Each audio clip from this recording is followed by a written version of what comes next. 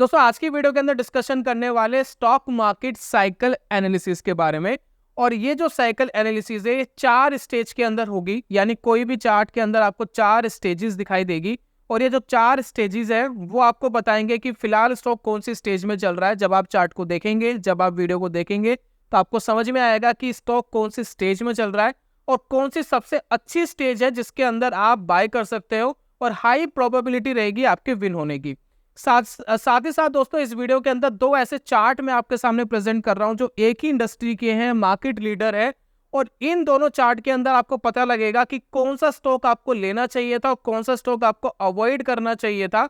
और यकीन मानिए 3-4 साल के बाद जिस स्टॉक के अंदर जो स्टेज में आपको बताऊंगा, अगर उस स्टेज के हिसाब से अगर आप उसको बाय करते तो उसके अंदर पैसा बना और दूसरे के अंदर पैसा बिल्कुल भी नहीं बना। तो ये दोस्तों आज की वीडियो के अंदर बात करेंगे, एक साइकिल एनालिसिस की बात करेंगे। तो चलिए शुरू करते हैं, जानते और समझते हैं क्या है दोस्तों ये साइकिल एनालिसिस।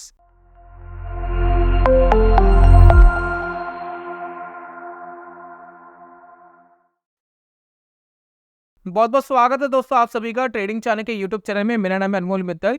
तो जैसे कि दोस्तों मैंने पिछले कुछ वीडियोस के अंदर आपको बताया कि मैं एक बुक पढ़ रहा हूँ मार्क मिनरविनी की, और उस बुक के अंदर बहुत अमेजिंग चीजें बताई गई है।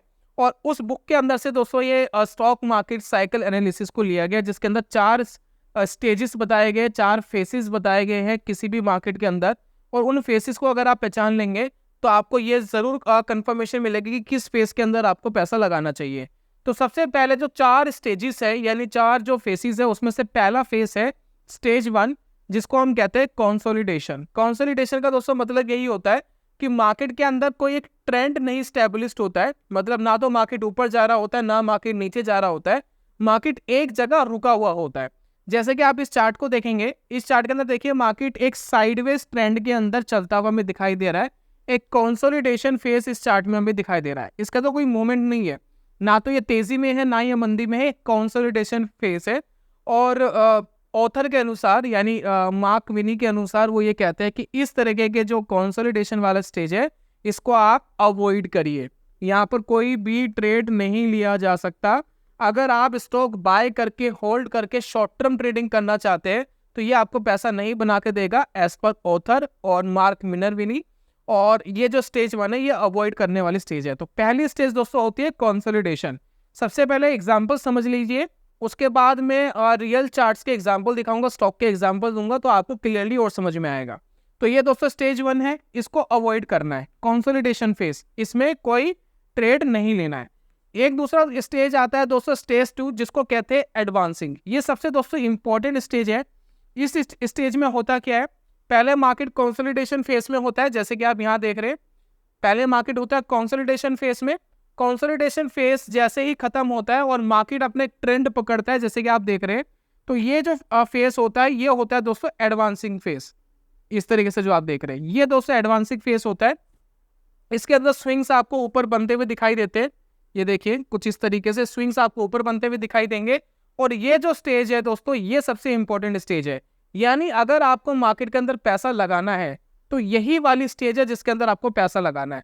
तो सबसे पहले जो मार्क विनरविनी कहते हैं वो कहते हैं कि पहले तो एक ट्रेंड स्टैब्लिश होने दीजिए, फिर उसके बाद अगर कोई कंफर्मेशन मिलती है तो उस कंफर्मेशन के अंदर आप मार्केट के अंदर पैसा लगा सकते हैं। तो एक ट्रेंड स्टैब्लिश हो जाए, जैसे कि देखिए एक ट्रेंड स्टैब्लिश हो गया, फिर मार्केट थोड़ा रुका, फिर वापस ब्रेकआउट हुआ, ये सबसे बेस्ट तरीका है एंट्री करने का। और ये वाला जो फेस है इसमें एक हाई प्रोबेबिलिटी रहेगी आपके पैसा बनाने की। अब ये दोस्तों एक स्टेज आता है जिसको हम कहते हैं टॉपिंग स्टेज। टॉपिंग का मतलब टॉप पर पहुंचना या पीक पर पहुंचना, एक ऐसा फेज जहां डिक्लाइनिंग स्टार्ट हो सकती है। ये भी एक कंसोलिडेशन वाला ही फेज होता है, लेकिन इस फेज में क्या है कि पहले मार्केट बुलिश आपको दिखाई देगी, जैसे कि देखिए पहले आपको मार्केट बुलिश दिखाई देगी, उसके बाद मार्केट थोड़ी सी बैंड हो जाएगी या साइडवेज हो जाएगी, या आपको कुछ इस तरीके के सिग्नल्स दिखाई देंगे, कुछ इस तरीके से मार्केट धीरे धीरे फिर एकदम नीचे आएगी। ठीक है, तो ये दोस्तों होता है स्टेज 3। इस स्टेज में क्या होता है, मार्केट पहले बुलिश होती है फिर साइडवेज हो जाती है। इस फेज के अंदर दोस्तों 2 काम होते हैं। देखिए टॉपिंग हम इसको कब कहेंगे, टॉपिंग दोस्तों हम जब कहेंगे जब मार्केट नीचे गिर जाए, जब मार्केट स्विंग नीचे गिराना शुरू कर दे। लेकिन कई बार क्या होता है स्टेज 3 के अंदर मार्केट कंसोलिडेट होता है फिर वापस ऊपर निकल जाता है। तो अगर वापस मार्केट ऊपर निकल गया तो इसका मतलब है वो अभी स्टेज 2 में ही है बड़े टाइम फ्रेम के अंदर। तो टॉपिंग हम तभी मानेंगे जब ये कंसोलिडेट होगा और नीचे स्विंग्स बनाना शुरू कर देगा, हमें ऐसा सिग्नल देगा कि जी मैं नीचे गिरने के लिए तैयार हूं, तब हम इसको टॉपिंग कहते हैं। तो ये दोस्तों टॉपिंग वाला स्टेज है। इसके अंदर हमें प्रॉफिट बुकिंग के बारे में सोचना चाहिए।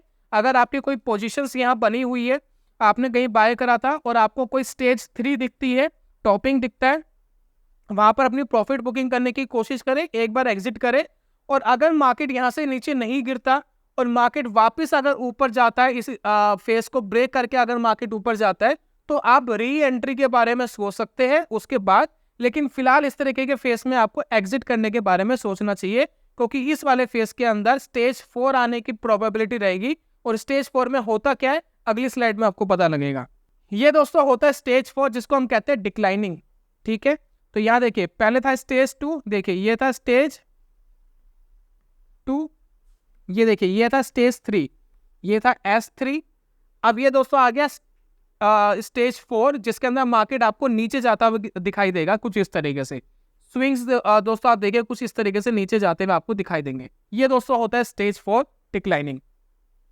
तो आपको मार्केट के अंदर 2 स्टेज का मेनली फोकस करना है इस थ्योरी के हिसाब से, जो 4 स्टेजेस है। पहली बात तो स्टेज 2, जिसके अंदर आप बाय करते हैं, जब इसकी कंफर्मेशन मिल जाती है तो आप बाय करते हैं। और एक दोस्तों होता है स्टेज 3, ये होता है प्रॉफिट बुकिंग का। यानी जब आपको इस तरीके का कोई कंसोलिडेशन दिखता है तो एक बार आप थोड़ा सा ध्यान दीजिए कि यहाँ से शायद मार्केट रिवर्स हो सकता है, यानी डिक्लाइनिंग फेस में जा सकता है। अगर मार्केट डिक्लाइनिंग फेस में जाता है तो आपने जितना गेन करा था वो चले जाएगा। तो यहाँ कहीं प्रॉफिट बुकिंग के बारे में आपको सोचना है। और अगर मार्केट नीचे नहीं जाता और वापस इसको ब्रेक करके ऊपर चले जाता है तो वापस री एंट्री करके और ऊपर के गेन के लिए आप सोच सकते हैं, क्योंकि मार्केट में बीच बीच में कंसोलिडेशन आएंगे, लेकिन उसका मतलब ये नहीं है कि वो स्टेज 3 में है। तो आपको इस चीज का जरूर फोकस करना है। तो कुल मिलाकर के दोस्तों ये 4 स्टेज है जो ऑथर ने हमें बताया है, मार्क मिनरविनी की बुक्स में लिखे हैं। और इन स्टेज के हिसाब से अगर आप अपने स्टॉक का सिलेक्शन करेंगे तो आपके विन होने की जो प्रोबेबिलिटी है वो बहुत जबरदस्त हो जाएगी। और सबसे इंपॉर्टेंट जो स्टेज है यहाँ पर वो है स्टेज 2, जब मार्केट कंसोलिडेशन के बाद ऊपर जाना शुरू करता है। इस स्टेज के अंदर अगर आप बाइंग करेंगे तो आप ट्रेंड के साथ रहेंगे और इस ट्रेंड के साथ आपको बढ़िया पैसा बनने का मौका मिल सकता है। तो ये वाला दोस्तों एक चार्ट हम देख रहे हैं, ये है IEX यानी इंडियन एनर्जी एक्सचेंज का स्टॉक है। इसके अंदर आप देखिए 2020-21 के आसपास कुछ इस तरीके का मूवमेंट चार्ट के अंदर था। तो ये कौन सा मूवमेंट है, जैसा कि अभी हमने देखा था, ये है दोस्तों स्टेज 1। कौन सी स्टेज है ये है स्टेज 1। इसके अंदर क्या हो रहा है, कंसोलिडेशन हो रहा है। तो हमें यह पता लग गया इस स्टेज के अंदर हो रहा है कंसोलिडेशन। ठीक है, तो यहाँ को इस स्टेज को तो क्या करना चाहिए, अवॉइड करना चाहिए। ये हमारे मतलब की तो है नहीं। हमें इंतजार किसका करना था, स्टेज 2 का। अगर इन फ्यूचर कभी स्टेज 2 इसके अंदर आती है तो किस तरीके से आएगी जरा देखिए। तो यहाँ पर देखिए थोड़ा सा हम चार्ट को आगे बढ़ाते हैं, 1 वीक का टाइम फ्रेम लगा रखा। अब ये देखिए मार्केट के अंदर क्या हुआ, एक शार्प मूवमेंट आया ऊपर की तरफ। ठीक है, एक हमें थोड़ा सा ऐसा लगा कि मार्केट तेजी से भाग रहा है, तो काफी यहाँ पर बायर्स ये सोचेंगे जी स्टॉक तो बहुत ज्यादा भाग गया, अब इससे ऊपर तो क्या ही लेंगे। ऐसा नहीं है, जब मार्केट ट्रेंडिंग में होता है तो कितना भी ऊपर जा सकता है। तो यहाँ देखिए थोड़ा सा देखिए मार्केट होल्ड करा, यहाँ पर होल्ड करने के बाद वापस ऊपर गया।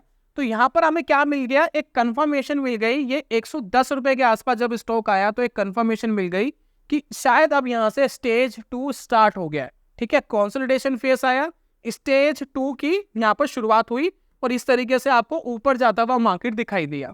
राइट, अब इसके बाद दोस्तों अगर हम देखें तो आगे देखिए कहाँ तक ये स्टॉक जाता है। यहाँ देखिए, ये देखिए अब भागता जा रहा है, भागता जाता है कि स्विंग्स नीचे आ रहे हैं, फिर ऊपर, फिर एक नया हाई बन रहा है, फिर स्विंग नीचे, फिर नया हाई बन रहा है, फिर स्विंग नीचे, फिर एक नया हाई बन रहा है। 110 के आसपास दोस्तों हमने कंसीडर करा था। अब यहाँ पर देखिए क्या हुआ इस स्टॉक के अंदर, यहाँ पर आकर के रुक गया, यानी जो लगातार स्विंग्स के नए हाई बना रहा था अब यहाँ पर हाई बनने बंद हो गए। जब ये हाई बनने बंद हो गए तो ये कौन सा फेस हमें यहाँ दिखाई दे रहा है, ये दोस्तों फेस दिखाई दे रहा है या स्टेज दिखाई दे रही है, ये है स्टेज नंबर 3, जिसको हम कहते हैं टॉपिंग स्टेज। लेकिन टॉपिंग स्टेज तब कंसीडर करेंगे जब मार्केट नीचे रिवर्स होना शुरू हो जाए, क्योंकि हो सकता है मार्केट यहाँ पर रुके और रुक करके फिर ऊपर चले जाए, फिर तो ये स्टेज 2 में ही चल रहा है। ठीक है ना, बात समझ रहे हैं। तो अगर मार्केट हमें ऐसा कहता है कि मार्केट यहाँ से गिरने के लिए तैयार है, जैसे कि देखिए मार्केट ऊपर गया, अब ये देखिए मार्केट नीचे गिर गया। अब देखिए स्विंग्स कहाँ दिख रहे हैं, ऊपर नीचे ऊपर नीचे ऊपर नीचे। अब हमें अंदाजा लग गया जी मार्केट यहाँ से नीचे जा सकता है। तो 110 के आसपास हमने कंसीडर करा था कि हम बाय कर सकते हैं। एग्जिट कहाँ कंसीडर कर रहे हैं, 200 रुपए के आसपास, लगभग डबल तो हो गया ना स्टॉक। अब इसके बाद देखिए क्या हुआ, अब यहां से ये गिरना शुरू हुआ, ठीक है, गिरना शुरू हुआ, अच्छे से नीचे गिर गया, ये देखिए। अब वापस देखिए ये जो स्टेज इसकी बनी थी, ये कौन सी स्टेज है, ये देखिए ये वाली स्टेज कौन सी बन गई, ये बन गई डिक्लाइनिंग वाली, ये है स्टेज 4 स्टेज, राइट। उसके बाद दोस्तों फिर वापस स्टॉक यहां पर कंसोलिडेशन फेज में चला गया। तो इस तरीके से आप किसी भी चार्ट के अंदर स्टेजेस देख सकते हैं। अलग अलग टाइम फ्रेम पे अलग अलग स्टेजेस मिलेंगे, बड़े टाइम फ्रेम पे बड़े स्टेजेस मिलेंगे। 1 मंथ का लगाएंगे तो कई बार आपको स्टेज 2 में ही मार्केट सालों साल दिखेगा कि सालों साल से स्टेज 2 में चल रहा है, ना अभी 3 आया है ना अभी 4 आया है। छोटे टाइम फ्रेम में आप 5 मिनट में देखेंगे, 5 मिनट में बहुत सारे स्टेजेस दिखेंगे, कुछ ही दिनों में कुछ चारों स्टेजेस कंप्लीट हो जाएंगे। तो अलग अलग टाइम फ्रेम में जो है स्टेजेस अपना अलग अलग भूमिका निभाते हैं। चलिए अब बात कर लेते हैं, जैसे कि मैंने आपको शुरुआत में कहा था, 2 ऐसे बैंक दिखाऊंगा जो मार्केट के लीडर है, और दोनों के अंदर आप ये देख के आपको पता लगेगा कि किस स्टॉक के अंदर किस फेस में पैसा लगाना चाहिए था। तो सबसे पहले दोस्तों मैं लगा लेता हूं HDFC बैंक, सबसे बड़ा प्राइवेट बैंक इंडिया का, ठीक है। ये है दोस्तों HDFC बैंक। ये देखिए फिलहाल क्या रिएक्ट कर रहा है, क्या रिएक्शन चल रहा है, कंसोलिडेशन चल रहा है। लेकिन इससे पहले क्या चल रहा था इसमें, ये देखिए उससे पहले तो ये ऊपर चल रहा था, है ना। ट्रेंड देखिए इसका, स्ट्रॉन्गली ट्रेंड ऊपर चल रहा था। लेकिन करंटली देखिए क्या है, कंसोलिडेशन फेज में चला गया है। अब यहां पर देखिए 2 काम होंगे, ठीक है। अभी हम ये नहीं कह सकते ये स्टेज 3 है, हम ये नहीं कह सकते। पहले स्टेज 2 था, ये तो कंफर्म है, स्टेज 2 चल रहा है, ये कंफर्म है। लेकिन ये स्टेज 3 है, यानी टॉपिंग है। इसकी कंफर्मेशन तब मिलेगी जब स्विंग्स नीचे ट्रेड करना शुरू कर देंगे, इसके नीचे आ जाएंगे। तो जैसे कि मैंने आपको पहले भी कहा था कि स्विंग्स अगर इसके नीचे आ जाए तब हम मानेंगे। तो जैसे कि देखिए ये चल रहा है, एक कंसोलिडेशन चल रहा है, ठीक है। अगर मार्केट इसके ऊपर निकल गया, स्विंग्स ऊपर बनने शुरू हो गए, तो ये स्टेज 2 अपने कंटिन्यू कर रहा है, ठीक है। अगर स्विंग्स यहाँ से इसको तोड़ता है, फिर इस तरीके से स्विंग्स इसके नीचे आने शुरू हो जाते हैं, फिर हम ये कहेंगे कि यहाँ पर स्टेज 3 बन गया है, ठीक है, कंप्लीट हो गया है, जिसको हम कहते हैं टॉपिंग, ठीक है। टॉपिंग हो गया है। टॉपिंग के बाद अब यहाँ से डिक्लाइनिंग शुरू होगा और स्टॉक नीचे जाता हुआ आपको दिखाई देगा, राइट। ये एक हाई प्रोबेबिलिटी रहेगी। मार्केट कब क्या करेगा देखिए, इस चीज का ध्यान रखिए, कोई नहीं कह सकता, मार्केट कभी भी रिवर्स कर सकता है, लेकिन जो स्टेजेस है उस हिसाब से आप इसको कंसीडर करिए। तो यहाँ पर देखिए स्टेज 3 टॉपिंग है, और टॉपिंग कंफर्मेशन तब मिलेगी जब ये इस तरीके से जाना शुरू हो जाएगा, अदरवाइज स्टेज 2 अपना कंटिन्यू करेगा। तो यहाँ पर देखिए ये जो इसकी शुरुआत हुई थी, ये हुई थी लगभग 2021 के आसपास, ठीक है। 2021 से अगर आप देखें साइडवेज चल रहा है ये, और अभी तक साइडवेज है। 2024 3 या 4 साल हो गए, 3-4 साल में कोई खास एक्शन इसने नहीं दिया। लेकिन इसी समय में अगर हम किसी एक और मार्केट लीडर की बात करें, लेकिन वो प्राइवेट बैंक का नहीं है, वो है सरकारी बैंक का लीडर, जिसको हम कहते हैं दोस्तों state bank of India. State bank of India अगर हम उसका चार्ट देखें और हम उसका फेस समझने की कोशिश करें, और हमें अगर बैंक में ही पैसा लगाना था 2021 में, और 2 मार्केट लीडर को अगर हम कैच करें, तो हमें पता लगेगा कि क्या हो सकता है। देखिए स्टेट बैंक ऑफ इंडिया का ये चार्ट है, ठीक है। अब ये चार्ट है स्टेट बैंक ऑफ इंडिया। हम बात कर रहे हैं दोस्तों 2021 की। कब की बात कर रहे हैं, 2021 की। तो यहाँ पर देखिए SBI में कौन सा फेज चल रहा था। देखिए अगर 2006 से बात करें, 7 से बात करें, 8 से बात करें, तो इसके अंदर एक फेज चल रहा है, वो है फेज 2। क्योंकि मार्केट ऊपर जा रहा है ना, तो फेज 2 चल रहा है। लेकिन देखिए यहाँ पर आकर के रुक गया। मैं टाइम फ्रेम देखिए थोड़ा और बड़ा लगाता हूँ ताकि और क्लैरिटी रहे आपको। ये देखिए मार्केट एक कंसोलिडेशन फेज में चला गया था, स्टेट बैंक ऑफ इंडिया का स्टॉक। ये 150 रुपए का एक बॉटम बनाता था और 350 के आसपास का एक हाई बनाता था। और ये शुरुआत हो गई थी 2011 से, और 2011 से देखिए 2020-21 तक इसने यही करा, यानी 10 साल तक इसने यही करा। और ये 2011 10 साल तक एक कंसोलिडेशन फेज में स्टेट बैंक ऑफ इंडिया का चार्ट रहा। और उससे पहले क्या था, बुलिश था। तो ये कौन सी स्टेज है, ये स्टेज दोस्तों अभी भी स्टेज 2 ही है। आप कहेंगे जी टॉपिंग क्यों नहीं हुई, स्टेज 3 क्यों नहीं हुई? क्योंकि टॉपिंग तब हम मानेंगे जब डिक्लाइनिंग की शुरुआत हो जाएगी। कोई डिक्लाइनिंग की शुरुआत हुई नहीं, ये बीच बीच में एक हॉल्ट आया 10 साल का। बड़े टाइम फ्रेम के अंदर इस तरीके के हॉल्ट आपको मिलेंगे ये अभी भी स्टेज 2 ही है और ये स्टेज 2 है। उसके बाद कंसोलिडेशन आ गया। हो सकता है कि आपने अगर पीछे की तरफ कहीं बाय करा हो, एक कंसोलिडेशन मिलता है तो आप एग्जिट कर सकते हैं। जैसे मैंने बोला था कि जब आपको कंसोलिडेशन दिखाई दे तो आप एक बार एग्जिट कर जाइए, और अगर वापस मार्केट इसको ब्रेक करके ऊपर जाता है तो वापस री एंट्री करिए, जैसा मैंने आपको शुरुआत में बताया था, क्योंकि इतने लंबे समय तक होल्ड करना सही नहीं है। अब चलिए, अब इसके बाद देखिए मार्केट ने क्या करा। यहां देखिए एक ब्रेकआउट दिया, नीचे आया, फिर वापस ब्रेकआउट दिया। जब इस तरीके की कंडीशन बनी तो हमें क्या मिला, यहां से हमें एक आइडिया मिला कि अब मार्केट वापस अपना जो कंसोलिडेशन है उसको कंप्लीट करके जो स्टेज 2 में जो तेजी से ऊपर जाना चाहिए उसको स्टार्ट कर रहा है। ठीक है, तो अब देखिए क्या हुआ। ये देखिए 2021 में अगर हम एचडीएफसी बैंक को छोड़ करके स्टेट बैंक ऑफ इंडिया को कंसीडर करते हैं तो 400 रुपए की चीज आज 800 रुपए की हो गई और एचडीएफसी बैंक वहीं का वहीं खड़ा है। तो ये दोस्तों होता है स्टेजेस को पहचानने का फायदा, स्टेजेस को एनालिसिस करने का फायदा। क्या बहुत मुश्किल कॉन्सेप्ट है? बहुत सिंपल कॉन्सेप्ट है। जितना बड़ा टाइम फ्रेम लगाएंगे उतनी ज्यादा क्लैरिटी आपको मिलेगी कौन सा स्टेज चल रहा है। छोटे टाइम फ्रेम के अंदर क्लैरिटी नॉइज बहुत ज्यादा मिलेंगे और कुछ ही मिनटों के अंदर, कुछ घंटों के अंदर स्टेजेस कंप्लीट होंगे। 1 बनेगा, 2 बनेगा, 3 बनेगा, फिर खत्म हो जाएंगे। तो आपको ये पहचानने की जरूरत है कि कौन सा स्टॉक बड़े टाइम फ्रेम के अंदर कौन से स्टेज में चल रहा है। अगर आप अपने स्टॉक पिकिंग के अंदर ये स्टेज एनालिसिस, साइकिल एनालिसिस अगर आप ऐड कर लेते हैं तो आपको बहुत जबरदस्त बेनिफिट इसका मिल सकता है। टेक्निकल एनालिसिस के अंदर दोस्तों बहुत जबरदस्त पावर होती है। तो ये था दोस्तों कुल मिलाकर के स्टॉक मार्केट साइकिल एनालिसिस, जिसको हम स्टेज एनालिसिस भी कह सकते हैं, जो ऑथर ने अपनी बुक में बताया है। मार्क मिनर विनी साहब ने बुक के अंदर एक क्लियरिफिकेशन दी है। बुक कौन सी आप स्क्रीन के ऊपर देख रहे हैं, आप चाहे तो इस बुक को पढ़ सकते हैं। बाकी दोस्तों मेरा मानना यह है कि आप स्टेज 2 को पहचानने की कोशिश करिए शुरुआत में। चाहे आप कमोडिटी पे ट्रेड करते हो, करेंसी पे करते हो, किसी भी चीज़ पे आप ट्रेड करते हो, आप स्टेज 2 को अगर पहचान लेंगे, थोड़ा सा लेट भी अगर ट्रेड लेंगे स्टेज 2 में, मिडिल में भी अगर आप ट्रेड लेंगे, तब भी आपके विन होने की जो प्रोबेबिलिटी है वो ज़्यादा रहेगी अगर हम कंपेयर करें बाकी स्टेजों के कंपैरिजन में। स्टेज 2 में एंट्री के बारे में सोचना है और स्टेज 3 में आपको प्रॉफिट बुकिंग के बारे में सोचना है। बस इतना आप ध्यान रखेंगे तो आपकी जो एक्यूरेसी वो बढ़ती हुई आपको दिखाई देगी। तो उम्मीद करता हूँ पूरा कॉन्सेप्ट आपको समझ में आ गया होगा। बाकी यही तो दोस्तों, वीडियो के अंदर कोई क्वेश्चन हो तो जरूर बताइएगा।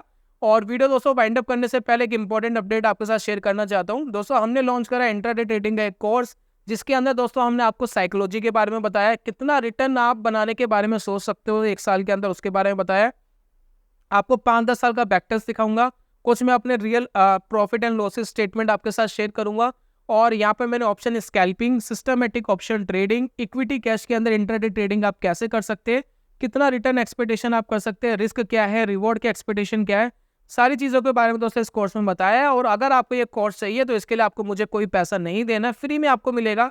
बस आपको छोटा सा काम करना है, चैनल को सब्सक्राइब करना है अगर नहीं करा है तो, और एक फॉर्म हमने प्रोवाइड कराया है डिस्क्रिप्शन एंड कमेंट बॉक्स में, उसको फिल करके भेज दीजिए ताकि हम वो कोर्स आपको ईमेल के थ्रू प्रोवाइड करा सके। तो ये तो दोस्तों आज की वीडियो में, जल्दी मिलूंगा नेक्स्ट वीडियो में, तब तक के लिए goodbye, God bless you, bye bye दोस्तों।